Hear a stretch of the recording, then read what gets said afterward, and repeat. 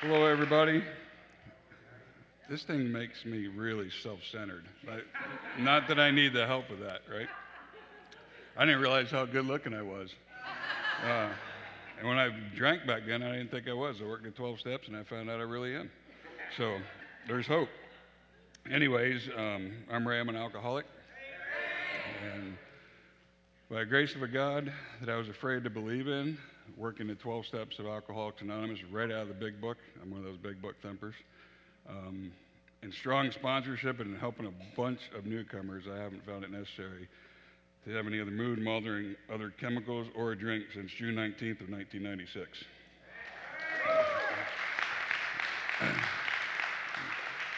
And I appreciate that, but that really has nothing to do with me. I came here broken, and I'm a member, I like to say I'm a CIA, I'm Catholic Irish alcoholic. If you saw some of those pictures, one was my grandfather made the very first fire academy for FDNY. The other one was my grandfather at NYPD. And you can see, because of recovery, I ended up becoming a firefighter, and I became a lieutenant not long ago. Anyways, honest to God, this is new for me. I've spoke a lot in Alcoholics Anonymous, and so you got to bear with me a little bit. And doing this short period of time is really tough. You know, it's funny because you look at those pictures and you get up here and you realize, oh my God, I actually have stuff to talk about. I got a life now. And before here, I always told everyone I lied. I said, oh, I got this life. It's coming. I'm going to do this. My ship's coming in. And it was sinking. It was very delusional. And I tell the guys that I sponsor, it's psychotic wishful thinking. Somehow, someday, this is going to be different. And it never has been. So anyways, I really don't remember my first drink. Like I said, I was a CIA Catholic Irish alcoholic, and everyone drank. And I can't honestly remember specifically my first drink, but I always remember that since the very first drink I had, or when I remember drinking at all, it's the only thing that ever rung my bell, right? And since the very first time I drank, I've always drank with a sense of urgency and purpose. I've never in my life ever started drinking and said, you know what, this feels about perfect, I think I'll stop here. It's never happened, not ever. I've always overshot the mark. And you know, I continued when I was, I hate to admit this, but I drank in 5th, 6th, 7th grade. I used to take the lunch money my mom got me and got older guys to buy me alcohol, and I would hide it in my locker in school, my book bag, and do whatever I needed to do to get by. That was stealing. My mom worked 3 jobs. She was poor. I used to steal from her purse, too, to go buy alcohol. And I never thought there was anything wrong with that stuff at first. You know, I needed the effects produced by alcohol for a long time, or I probably wouldn't be here. I'd probably committed suicide or something. I was doing a slow death. But I don't want to talk a whole lot about war stories, because if you're here on a Monday night, I'm assuming you know how to drink, or you have some other issue, because why would I want to come out and hang out in a church with a bunch of people and hear you sing and do all this stuff, right? This is the last thing I ever wanted to do. But I continue to drink all the time, and I've always, being an athlete, I was a really good athlete when I was in school. It kept me out of some trouble. But that goes to show you, if you're anything like me, the very things you love the most in your life, alcoholism or whatever your problem is, take it away from you. And you know, I was when I graduated, I had a scholarship in basketball. I blew my knee out, came back from there, and drank. And some guy that knew me from high school said, or Little League, said, hey, the Houston Astros are having tryouts tomorrow. And so I was at a bar, and I walked out and got a bottle of Jack Daniels, and I went and tried out, and I made the team, right?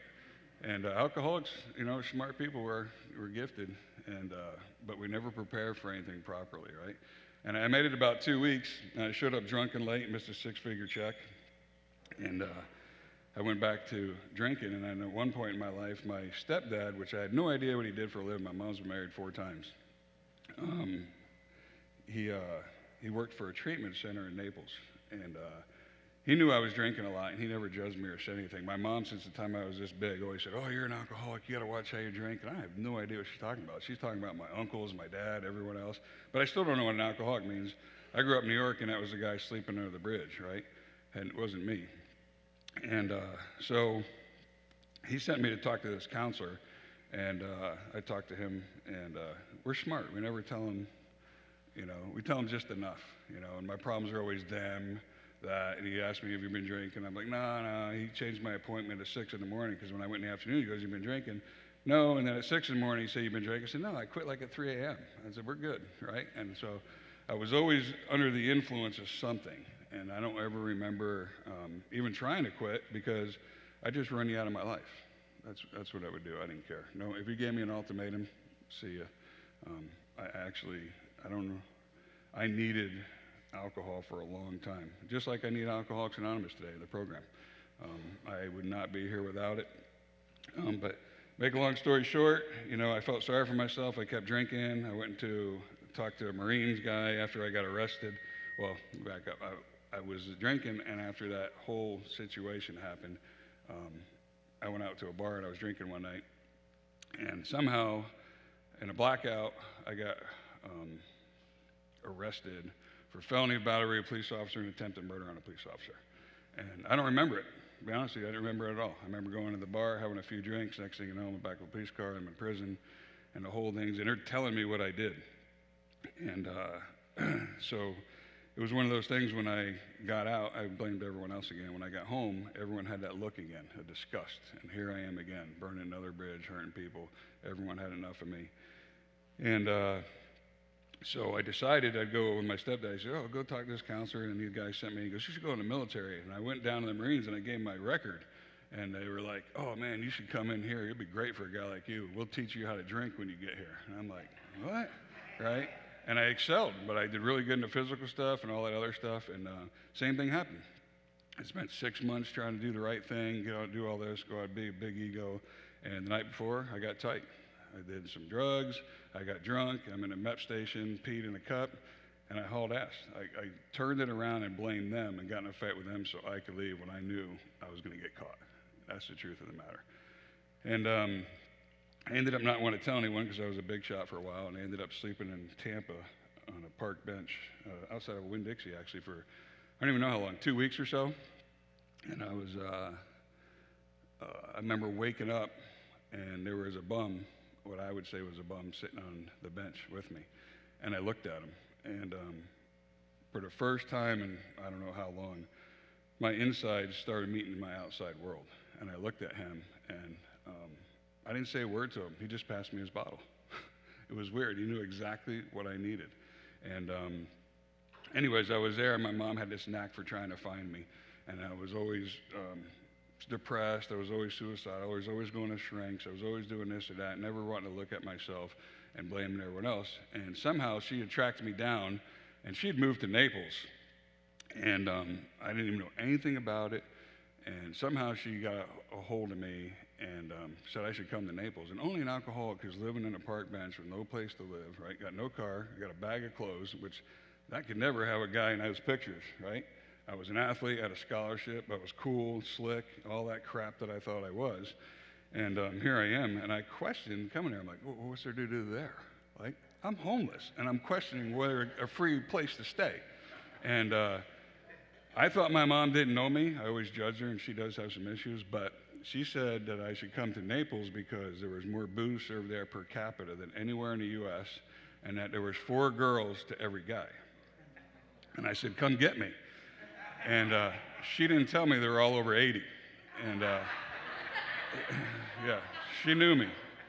And so I ended up in Naples, and if you're anything like me, when I wake up, I am crawling out of my skin. I need relief. And I got me right on me. And I don't know, I'm old, so if you guys remember the movie Alien, when that creature jumped out and got on its face, that's what alcoholics do. I get me on me, and I can't get me off of me. And I was finally getting into a position almost where I had enough of me kicked out of me, I was willing to listen to the people in recovery. And I had no idea what my dad did, but he worked for the Willows in Naples, and as a treatment facility. And I remember going down there, my mom called, and all I could do was cry. She said, come down here and talk to someone. And I woke my brother up. He said, I'm going to go get some Jack Daniels and some stuff. We'll go fishing. Just go down there. I said, yeah, I'll go down there and bullshit them, and we'll get out and we'll go. And I go down there, and first time in my life, I have no idea why. They gave me a 20-question test. And there was a 6'5" German lady who gave me that test, and she passed it back to me and said, Mr. Kilmer, she says, you got 19 out of 20 things right. And I got to tell you, I was so excited, right? I hadn't got an A in years, right? I thought I just got an A on a test. And she goes, the only thing you didn't do is drink while pregnant. And it's a true story. And not that I'm judging that. If I was a woman, I would have probably done it. I would drink no matter what. And anyways, ended up staying in there and thinking I was still slick. Got a little bit of information, came out.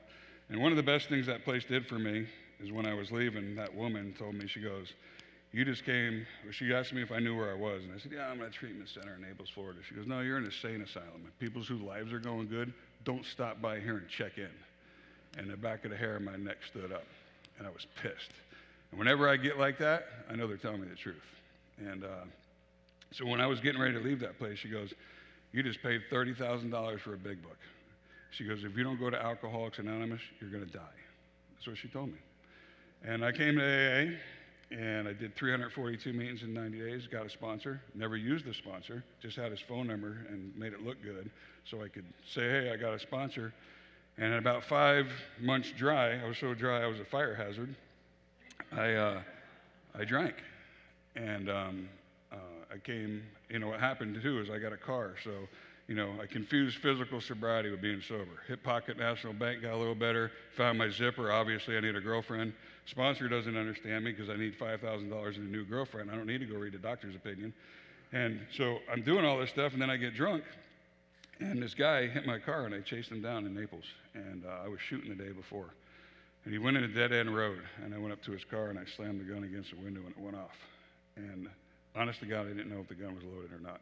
All I wanted him to do was stop his car to pay for my stuff. And the guy got out of that car, and he was a grown man. I was 23 years old when I got sober. He was crying and begging me not to kill him because he had children at home. I felt this big. So I went home and I loaded the gun, and I yelled out to God, either help me get sober or fucking let me die. That's exactly what I said. Next thing I know, someone in the next morning, AA was knocking on my door. And he took me to a meeting. And I walked into a club, and I got in that club, and these old-timers have a funny way of pissing you off and telling you the truth. And I walked in there, and the guy was at the back of the table, and he said, hey, boy, the back of the hair of my neck stood up again. Like, I'm a man, right? No, I'm not a real man. Men don't screw their moms over, steal from them, and do the crap that I was doing my whole life. They don't do that. It's my opinion. Anyways, he said, hey, boy, if you put AA first in your life, you may just get a life, and you can quit bullshitting yourself and everyone around you about the life you think you had or the one you think you got coming. And at that point, I had enough of me kicked out of me, I could hear what they were saying, right? And then that guy said, kid, you don't ever have to feel the way you feel right now again if you don't want to. And I cried. First time I cried in forever. And that big, tough guy melted because I'm not tough. And I said, man, that's right. I don't want to feel that way anymore. And then it gets in AA, it's confusing. He goes, but kid, I don't give a damn how you feel. I want to know what you're going to do about your recovery. And he did exactly what the book says. The guy sat me down and told me a story, asked me if I wanted to go on, gave me a copy of the book, and I do all that stuff. And we started getting busy, and we got into the steps. And I was going to lots of meetings and doing things, and I was actually even sleeping in the back of his garage when I first got sober. And I was going to lots and lots of meetings. I got hooked up with some really good people in early recovery, circuit speakers like Sandy Beach. I spoke for Joe and Charlie when I was 9 years sober, and those pictures of me being a firefighter is because I followed their directions, right? I go there and I tell them this, and this. They go, you should go do this, and this. And I followed his directions. And I'm here to tell you, thank God I'm wrong about most of what I've been taught in my life. Because most of the time in my life, I thought, oh, my life's over, I'm going to AA, it's this, it's that, this sucks. And I was wrong.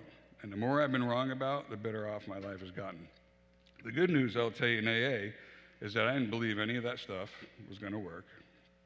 And in our big book, it talks about being obscured, which means blocked, right? And it says by calamity, pomp, and worship. And calamity, the best way for me to describe that is like a microphone's attached to your head like this right now. And you're going around hearing yourself talk all day. And I can't turn down the volume, right? When you lay in bed at night and your head's just going and you can't shut it off, there's nothing that works. Pomp is my ego. And worship, I thought, oh, That's getting on your knees and do that. No, that's just what you consciously take your thoughts to the most. So they would give me a drill, and he said, hey, do a pie chart. And he'd say, tell me what you thought about most of the day. And I'd be, her. He goes, okay, that's 60% of your day. And he goes, what was the other part? 20% was recovery, 10% was God and all that. And he goes, the thing that you think about the most is your higher power, and that's what runs your life. And it's true. That's exactly what runs my life, whatever I bring my conscience to the most. Anyways, the good news is I got busy with those guys, and I went through the steps, and I'm big on it, where it's the death threats in the book. That's what I call them. And it says vital, that means necessary to life. My sponsor said, this is only for the people who want to live. If you don't want to live, he said, don't do it. Right? Here are the steps we suggested as a program of recovery. So if you haven't done the steps, you don't have any program. You know, you can go to meetings, and that's what I did my first time. I just attended AA. And when I got enough of me kicked out of me and I came, I joined AA. I said, you know what? I'm going to do what those guys do. Whether I like it or not, I'm going to join them and do this thing. And that's how I did it in the beginning. It was mechanical. I was so afraid to drink and to live that life anymore. I didn't want to live it that way. I just started following directions. I remember in my second step, where's my sponsor's garage, and he said, you know those guys over there, you see them? I'm like, yeah. He goes, do you want to kill them? I said, no. He goes, that's spiritual for you. He said, when you got here, you wanted to kill everybody. I was writing down your names when you talked to me because I was going to get you after the meeting, right? And I was trying to be spiritual, and I'd walk around and act like, yeah, I'm happy, because you guys were sober and happy. Didn't make any sense, right? And I'm watching you guys, and I'm going home, and I'm plotting your death, right? That's not how you get free. That's how you get an ulcer. And that's what I was doing until I started getting busy and following their directions. And now, I will tell you, I have a life today. You guys saw it. I became firefighter of the year this year. And that has nothing to do with me. That has to do with all you guys, honest to God. And it's not up here because I'm at the podium talking crap. If you know me, you know how busy I'm in AA. On Sundays at the other Grace campus, I do a big book study, and I'll read a paragraph to 2 sentences, and we'll dissect that thing, because I believe 100% that's what it's about. And without doing the steps, I couldn't get unblocked to get to God. I was never able to do it. And I didn't even have to believe it. That's the good news, you know, because if you would have came in here and said, I'll do 1,000 Hail Marys, I wouldn't have been able to do it. And anyways, you know, there's 2 people in every meeting I've ever gone to, and it's the one that's sitting in here dying, wishing they could get this thing. And I'm here to tell you, I hear people say all the time in AA, and it's just my opinion, oh, it's a miracle that I'm sober. I don't know. Because every single person I've seen work the steps stay sober. And they give it away and do it. So I don't know if it's a miracle. The steps coming about may have been a miracle, how they came about for us, but it can happen to anyone. And then there's the people in AA or in Choose Recovery sitting here and think they got this thing. They're doing well. They're running their life into the ground again. They don't even know they're doing it, and they're on their way out, right? They can be in any meeting at any time. And what was I going to say? You know, one of the things I've done in my recovery, and I'll shut up, is recently a guy said, and I heard him say, he goes, you know, you can go to people in Choose Recovery, AA, whatever, and say, you know, there's a God, and every single one of them believes there's a God and is running the universe. But if you watch them, they go about their life acting as if they're God and running the show. And it's so subtle. I get here and thinking I have anything to do with this, and then I'm done, and I don't have anything to do with this. I came here broken. I followed some directions, and I continue to do it. And next month, I'm going to be 27 years sober. 2 weeks ago, I got a brand new sponsor, and I'm in the middle of writing my 7th 4-step. Because I'm in a place in my life that I need to. You know what? I didn't balk at it. I just did it, right? Because we all get holes in our sobriety, but I have to keep continuing to move forward and do the things that I have to do. And I got to shut up. So I appreciate you guys having me, and thank you.